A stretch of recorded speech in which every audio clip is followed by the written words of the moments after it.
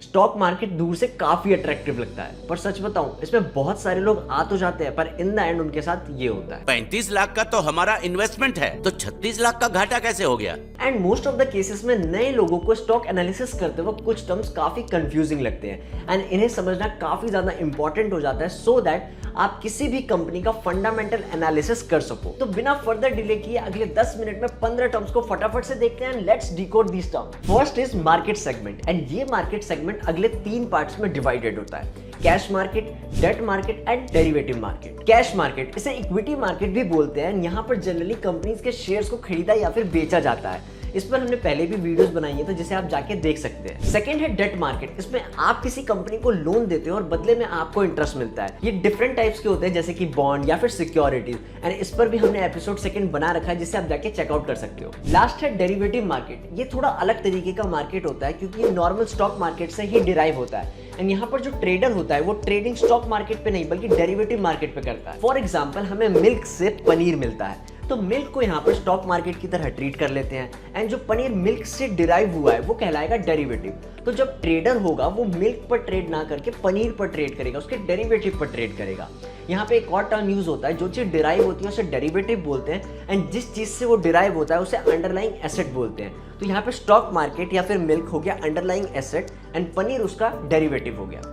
And derivative के जो price होते हैं वो हमेशा उसके अंडरलाइंग एसेट पर डिपेंड करते हैं। अगर अंडरलाइंग एसेट्स के प्राइस ऊपर या फिर नीचे जाएंगे तो उसी हिसाब से इनके डेरिवेटिव्स के प्राइस भी ऊपर या फिर नीचे जाएंगे। डेरिवेटिव्स 4 तरीके के होते हैं, forward, swap, future, option and ये ट्रेडिंग पॉइंट ऑफ व्यू से काफी इंपॉर्टेंट होता है एंड इसको हम आने वाली वीडियोस में बहुत डीपली बात करने वाले हैं। मूविंग फॉरवर्ड, शेयर मार्केट में बेसिकली 4 तरीके के लोग पार्टिसिपेट करते हैं एंड इन्हें मार्केट प्लेयर का टर्म दिया गया है, promoter, retailer, FII, DII। Number 1 आता है प्रमोटर। ये वो लोग होते हैं जो कंपनी को स्टैब्लिश करने में हेल्प करते हैं, अपनी कंपनी को प्रमोट करते हैं फंड रेज करने के लिए। ये कंपनी के शेयर्स को बेचकर इन्वेस्टर से फंड रेज करते हैं एंड इनका कंपनी के ऊपर डायरेक्ट या फिर इनडायरेक्ट कंट्रोल होता है एंड जो कंपनी के मेजर डिसीजन होते हैं उसमें भी इनका पार्ट होता है। सेकंड है रिटेलर।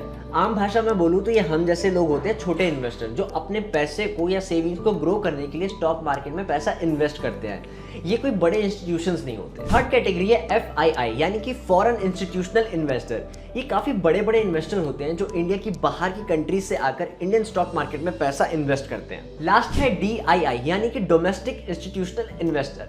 ये भी काफी बड़े बड़े इन्वेस्टर होते हैं, पर ये इंडिया के ही इंस्टीट्यूशंस या फिर बड़े बड़े ऑर्गेनाइजेशंस होते हैं। जैसे कि फॉर एग्जांपल बहुत बड़ा कोई बैंक है, वो स्टॉक मार्केट में पैसा इन्वेस्ट करता है। FII एंड DII दोनों ही मार्केट को अपनी इन्वेस्टमेंट से काफी ज्यादा इंपैक्ट करते हैं। अगर इनकी इन्वेस्टमेंट बढ़ती है तो फिर मार्केट में एक पॉजिटिव मूवमेंट भी देखने को मिलता है। नेक्स्ट है एनुअल रिपोर्ट। किसी भी कंपनी को एनालिसिस करने का सबसे पहला स्टेप होता है उसके एनुअल रिपोर्ट्स को पढ़ना। ये कंपनी के साल भर का रिकॉर्ड होता है, इसमें कंपनी की फाइनेंशियल परफॉर्मेंस, अचीवमेंट और फ्यूचर प्लान से लेकर सब कुछ लिखा होता है। जैसे हमें स्कूल में रिपोर्ट कार्ड मिलता था, ठीक वैसे ही इससे पता चलता है कि कंपनी ने कितना पैसा कमाया, कितना खर्च किया एंड बेसिकली ये इन्वेस्टर्स के लिए एक गॉसिप गाइड होता है एंड इससे कंपनी के बारे में सब कुछ पता चल जाता है। इस रिपोर्ट में कंपनी के कई सारे फाइनेंशियल डेटा भी इंक्लूडेड होते हैं, जैसे कि face value, public float. Face value का मतलब होता है शेयर्स के ओरिजिनल कॉस्ट जो कंपनी डिसाइड करती है जब वो अपना IPO लेके आती है, मतलब जब वो अपनी कंपनी को पब्लिक के सामने लेकर आती है और अपने शेयर्स को ऑफर करती है। इसे नॉमिनल वैल्यू भी बोलते हैं। मार्केट में ये वैल्यू उतनी इंपॉर्टेंट नहीं होती, बट अकाउंटिंग के पॉइंट ऑफ व्यू से ये नंबर जरूरी हो जाता है। वही पब्लिक फ्लोट का मतलब होता है कंपनी के शेयर्स का वो पार्ट जो मार्केट में पब्लिक के लिए अवेलेबल है। ऑल्सो एनुअल रिपोर्ट में कंपनी का market cap and financial mention होता है, जिससे ये पता चलता है कि वो जो पर्टिकुलर कंपनी है वो ब्लू चिप है या फिर पेनी स्टॉक्स है। ब्लू चिप स्टॉक्स ये वो स्टॉक्स होते हैं जो बड़े एंड वेल एस्टैब्लिश्ड कंपनीज के होते हैं, इनकी परफॉर्मेंस लगातार अच्छी ही होती है।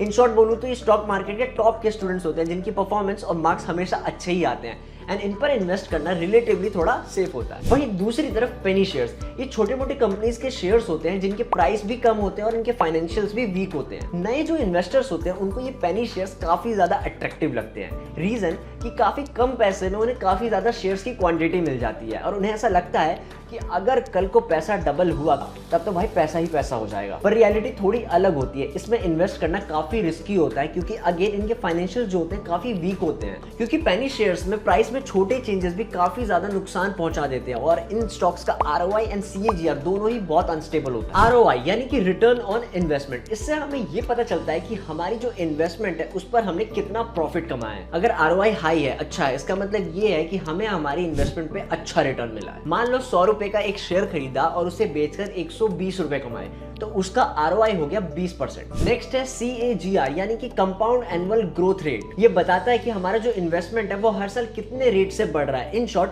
कि उसकी ग्रोथ या फिर स्पीड क्या है।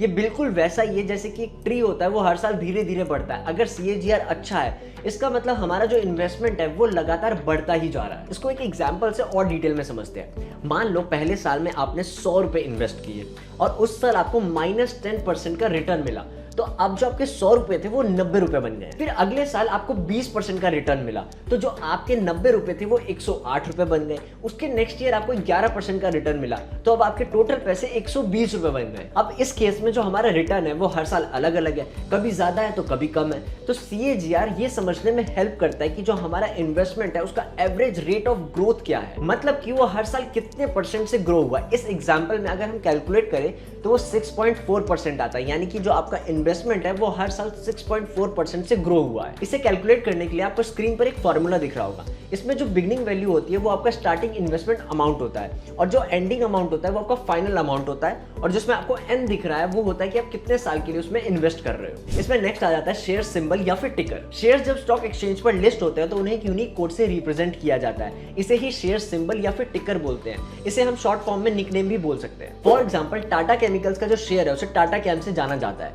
एंड आप भी इसे ऑब्जर्व कर सकते हो। नेक्स्ट टाइम स्टॉक मार्केट में किसी भी स्टॉक को उसके सिंबल से पहचान सकते हो। नेक्स्ट है सेक्टर। स्टॉक मार्केट में सेक्टर का मतलब होता है ग्रुप ऑफ कंपनी जो सिमिलर बिजनेस या इंडस्ट्री में ऑपरेट करती है। फॉर एग्जांपल IT सेक्टर में सारी टेक की कंपनीज आ जाती है, बैंकिंग सेक्टर में सारे बैंक्स आ जाते हैं, वैसे ही हेल्थ सेक्टर में सारे हॉस्पिटल्स वगैरह आ जाते हैं। नेक्स्ट है कॉन्ट्रैक्ट नोट। जब भी हम शेयर्स को खरीदते या फिर बेचते हैं तो ब्रोकर हमें एक कॉन्ट्रैक्ट नोट देता है या फिर डॉक्यूमेंट नोट देता है। ये बिल्कुल शॉपिंग रिसीट की तरह होता है, इस पर सब कुछ लिखा होता है कि हमने कौन सा शेयर खरीदा, कितने में खरीदा, कहां पे खरीदा, कितना ब्रोकरेज चार्ज लगा एंड फाइनल अमाउंट क्या था, ये सब कुछ मेंशन होता है उसमें। नेक्स्ट है FPO यानी कि फॉलो ऑन पब्लिक ऑफर। जब भी कोई कंपनी पहले से स्टॉक मार्केट में लिस्ट होती है और उन्हें फिर से पैसा रेज करना होता है तो वो FPO लेकर आती है। मान लो आपके नेबर के समोसे वाले भैया को और ब्रांचेस खोलने हैं तो वो अपने कस्टमर्स को ही बोलेंगे पैसा इन्वेस्ट करने के लिए। ठीक वैसे ही कंपनी FPO के थ्रू अपने और शेयर्स को बेचती है पैसे को रेज करने के लिए। FPO से फायदा होता ही है कि कंपनी को ग्रोथ और एक्सपेंशन के लिए फंड मिल जाते हैं और जो इन्वेस्टर्स होते हैं उनको नए शेयर्स खरीदने का मौका मिल जाता है। नेक्स्ट टर्म है बीटा।